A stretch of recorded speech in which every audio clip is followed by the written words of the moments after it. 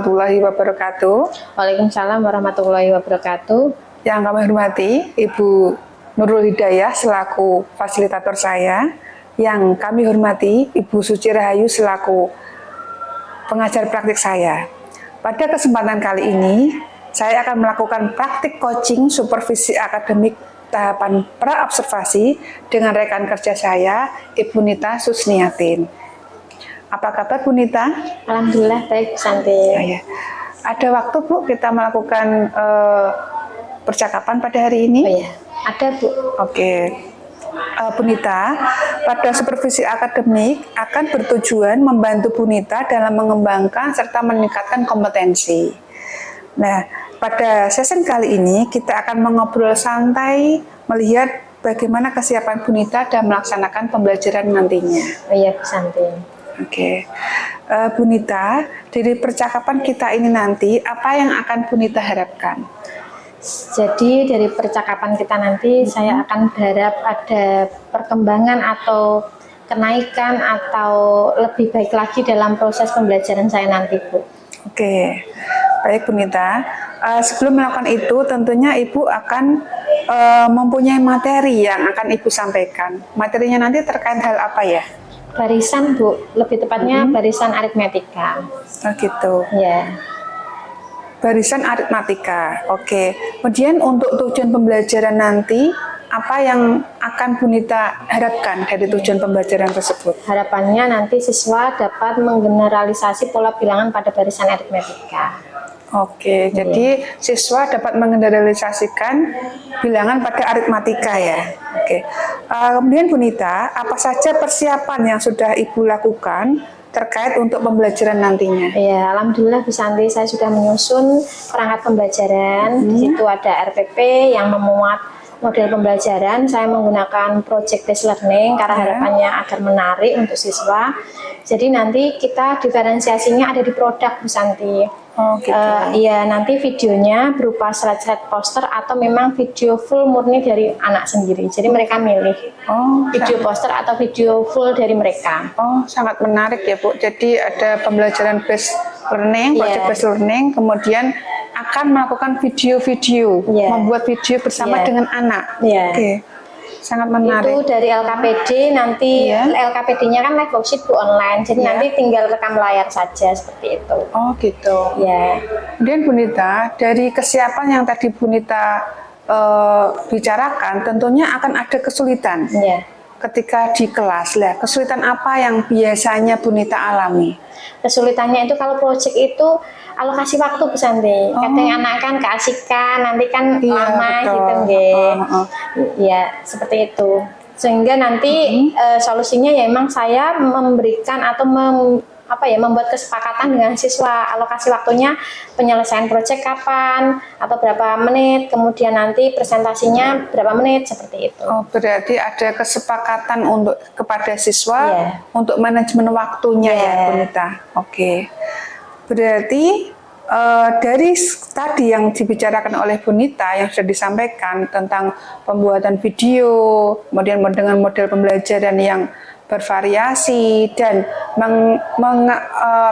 mengedepankan mengenai potensi anak didik, tentunya itu berarti Bu Nita sudah memunculkan pembelajaran berdiferensiasi. Bu. Kemudian dari persiapan pembelajaran berdiferensiasi itu, kira-kira apa sih yang kurang, yang perlu diperbaiki, serta apa yang sudah baik dan perlu dipertahankan? Yang perlu saya perbaiki itu memang saya harus mix and match dari materi siswa, kemudian model pembelajaran itu, Bu Santi. Mungkin materinya sesuai dengan modelnya, tapi kurang sesuai dengan karakter siswa saya.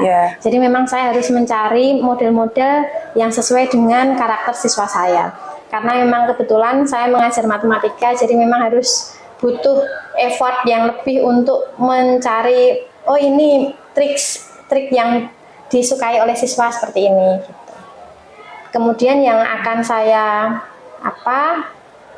pertahankan itu adalah produk-produk siswa. Harapannya nanti bisa dinikmati oleh orang banyak karena nanti kan diupload di TikTok berupa video, jadi bisa dilihat ulang lagi, ditonton lagi, atau digunakan untuk adik kelas, bisa dibuat belajar di rumah atau dimanapun gitu Santi harapannya. Oh iya, berarti nanti video-video itu bisa diminati atau ditonton oleh khayalak ya Bu Iya. Nita. Itu sebagai kebermanfaatannya ya. Ya, harapannya seperti itu Bu. Oke Bu Nita, kemudian dari hal yang disampaikan tadi, kompetensi apa saja sih yang ingin ditingkatkan atau dikembangkan oleh Bu Nita? Yang ingin saya kembangkan itu kompetensi pedagogik atau profesional juga Bu, karena dari situ kan saya harus menyesuaikan dengan karakter siswa saya. Nggih, jadi saya harus memilih model yang sesuai dan materi juga yang sesuai dengan karakter siswa saya. Seperti itu. Karena biasanya untuk pembelajaran matematika ini kan nggak begitu disukai oleh anak ya Bu ya. Betul. Nggih. Terus selain meningkatkan kompetensi profesional serta pedagogik Bu Nita, apakah juga meningkatkan kompetensi yang lain Bu? Mungkin itu ya Bu, dari kepribadian juga ya. Jadi anak itu kan misalnya saya tanya, apalagi di anak IPS itu kan mereka memang kurang berminat dengan matematika Bu. Jadi memang kalian pengennya seperti apa? Saya tanya itu bukan karena nggak suka matematika, tapi karena nggak bisa gitu. Apalagi dulu kan pandemi itu lebih Santi, 2 tahun pandemi itu memang PR buat kami guru matematika, harus memang benar-benar mencari strategi untuk bisa mengejar ketertinggalan mereka itu. Baik, berarti termasuk meningkatkan kompetensi kepribadian serta sosial emosional ya Bu Nita. Betul, karena bagaimana Bu Nita berusaha untuk membuat anak itu meminati terhadap pelajaran matematika. Betul Bu. Terus solusi yang ingin dikembangkan Bu Nita supaya anak itu suka dan minat terhadap pembelajaran matematika itu apa Bu Nita? Solusinya ya saya memang menggunakan model-model pembelajaran yang interaktif ya Bu, kooperatif juga dengan siswa. Jadi anak itu belajar matematika serasa nggak belajar matematika gitu. Selain itu Bu Nita, selain tadi yang disampaikan Bu Nita, tentu ada strategi. Strategi-strategi yang ingin dicapai oleh Bu Nita dalam mencapai kompetensi tadi. Strateginya seperti apa Bu Nita? Strategi yang saya gunakan itu gimana ya Bu? Itu kan siswanya, jadi saya mengikuti siswanya. Dulu itu sebelum awal pembelajaran saya menggunakan angket. Jadi angket itu saya tahu dari siswa itu, oh ternyata posisi saya matematika itu seberapa gitu.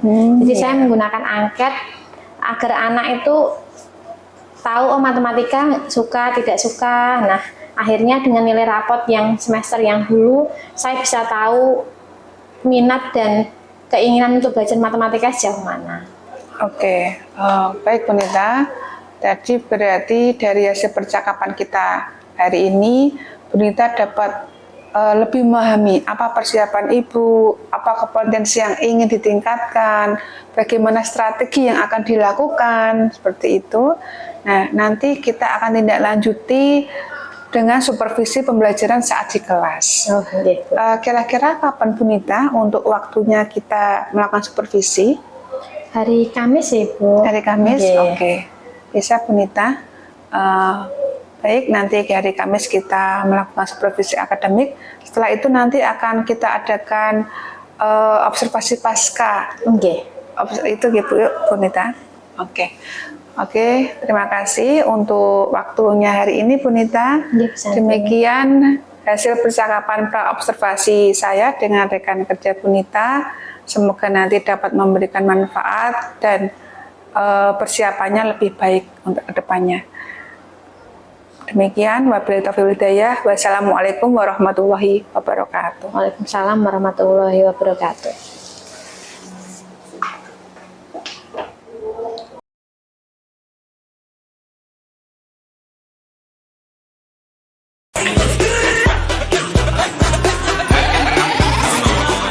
Kamu nanya?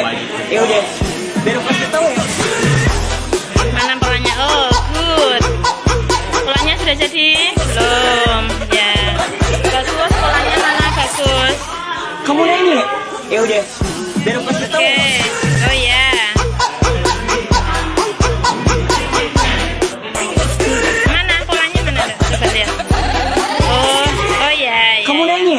Ya udah, biar aku kasih tahu. Nah, silahkan dikerjakan. Polanya mana? Oh, ini. Oke. Kamu Polanya nanya? mana? Ya udah, Oh, baru biar aku itu. kasih tahu ya. Mana dong? Di. Oh, itu.